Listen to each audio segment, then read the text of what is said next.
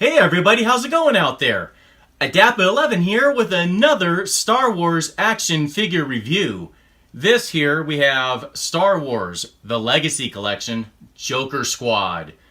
Here in the package we have Lord Melville, Sergeant Harkis, Ensign Trask, Jess Gisteng, Hondo Carr, and Vax Portor. Sorry for any mispronunciations there. Well, let's take a look. Well, this 2008 production from the Legacy Collection is associated here with Star Wars Legacy Comics. Apparently number 4, according to the back right here. Unfortunately, we don't have the comic in here. That would be nice, because I looked on Wikipedia just to get a heads up on Lord Melville, and I really am going to have to get the comic and read it. So, I digress. Let me get on here to the back.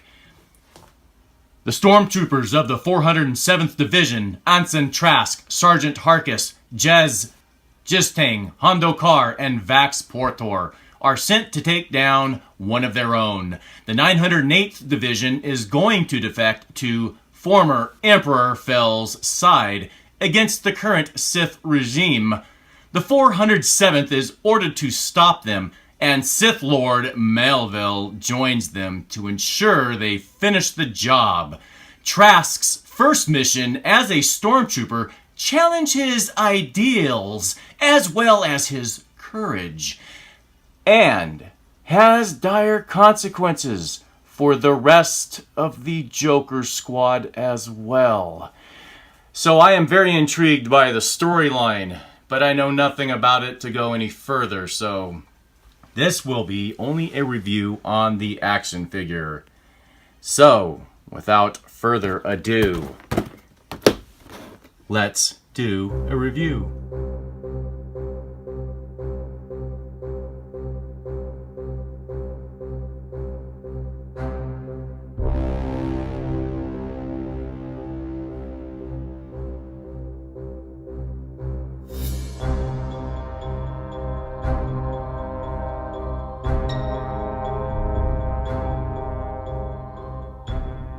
Okay, so here we have Hondo Carr checking out his shank. Now, as you can see here, he does have a blade.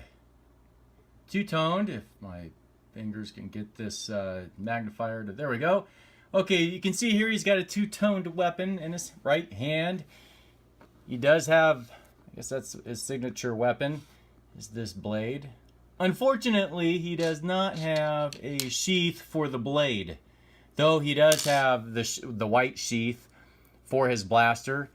This is like all the other blasters. There is no paint on it. It went into the sheath rather easily. Plus, I want to point out that this, like the others, stay on here and you don't have to worry about it falling off and losing them and whatnot. So, as you can see here, he's got some really good detail in the hair. Some good detail. It looks like the Imperial Academy kind of let him get away with not getting a haircut. It is past the collar, as you can see. So he's not playing by the regulations. And let's take a look at the mold on the face. There we go. A little grimace. Kind of has a bloated type of look to his face. Really good detail on the hair, I think. Articulation is really good. Of course, it's a ball. He sits on the ball right here. You can see it right there. Bilateral ball articulation at the shoulders, at the elbows. So we can see here. And then rotation, swivel, I should say, at the wrists. There is abdominal crunch. No swivel at the waist. Swiveling with the legs forward. Affirmative. Nope. Will not go backwards because of the buttock armor. And he does have ball joint articulation at the knees, bilateral, as well as the ankles. Really good articulation, I think.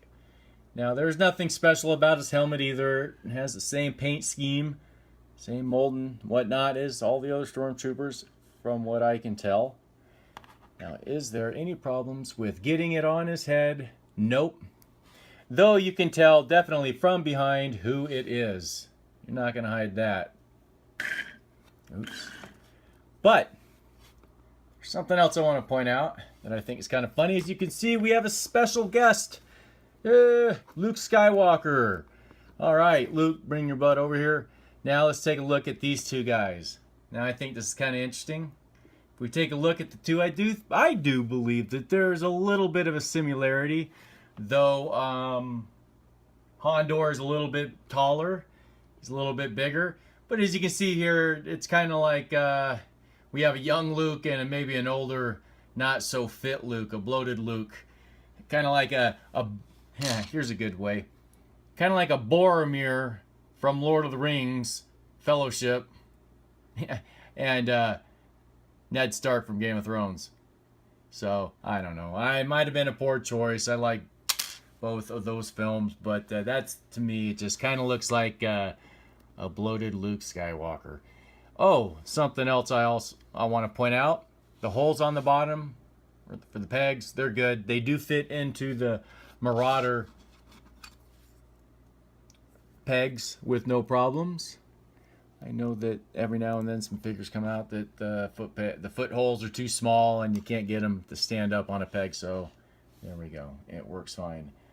Okay, well, I think we've looked at everything. We've looked at the helmet, we've looked at the blade, and we've looked at, there's really no reason to pull out his blaster pistol, but if we must, there we go, if we can get the zoom. Anyways, typical blaster. So there you have it. I think it's a really nice figure. I didn't have any problems getting the helmet on or off. I think it's kind of unique that his hair sticks out of the bottom, giving him that more of a rebellious look. And again, this blaster goes right into the sheath really easily. So really nice figure on this one. I like this one a lot. Well, I guess that will be it. So, to conclude, I want to thank you for your time hitting the subscribe button. If you haven't subscribed, then of course, I really appreciate you hitting that like button. Stay tuned for more reviews to come. All right, everybody. Take care.